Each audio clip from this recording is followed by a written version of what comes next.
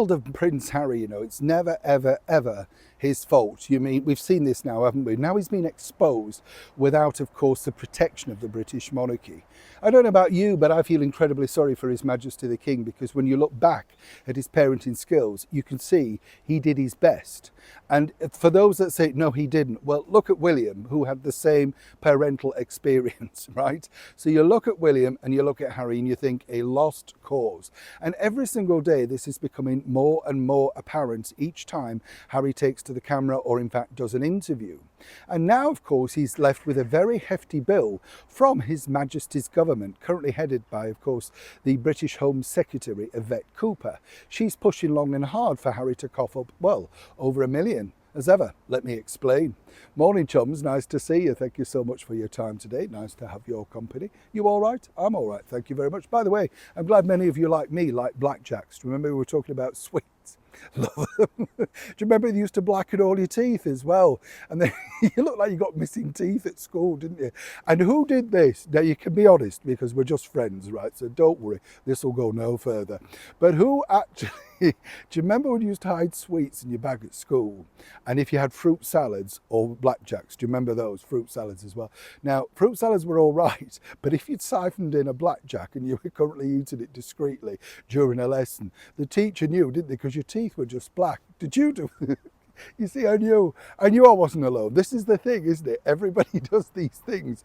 And another thing that I did, and oh gosh, I'm being revealing here, but remember in the old days when you'd sneak in a radio, and this was long before headphones. I know it's not the Middle Ages, but you know what I mean.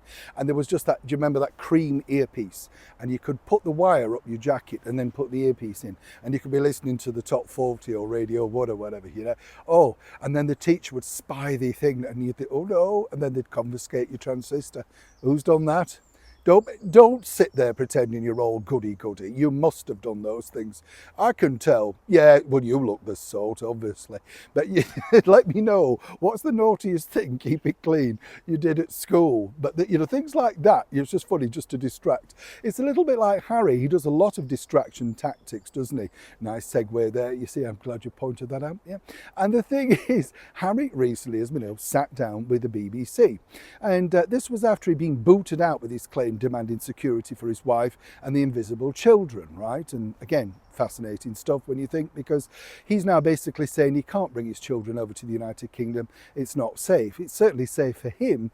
He gets all the protection the minute he docks, literally, in the United Kingdom. But for us, who are having to battle it out on London streets every day, thanks to the terrible mayoralship of Sadiq Khan, totally different. Now, here's where this gets interesting, because now Harry, as I know, is now being forced to also pick up the costs from the Home Secretary, Yvette Cooper, that is the Home Office, alongside his other staggering costs. Now, Harry, in the interview, right, famously says, I wish somebody had told me that we had no chance of winning. And then you remember the nervous laugh. Literally, this is how thick Prince Harry truly is. Many people told him not to go for a second go, but he believed, and he quoted this in the New York Times seminar thing. Remember, he was the dragon slayer. He could take these people on because of who he was, and this is what he was going to do. Now, I've been told that Harry is going to be looking at, and as ever, I have to say allegedly, placing an appeal. Not to get another trial or another resit or whatever, but to see about the reduction of costs. Now, again, this will be very, very bad news, because you pushed ahead for it. You know that this was very tricky in terms of what could happen and how it would happen. But again, never his fault. It's always terrible other people that, all he was doing was trying to protect his family. You should have been told what the local outlaw costs would be in full by his lawyers. Now, I've been told that that was the case. So who has sympathy for Harry now, given the fact that all the facts were placed in front of him, but he felt, as ever, that he knew best? And of course, now it's gone wrong, it's somebody else's fault. The only other thing he could now do would be to do a big interview talking about that.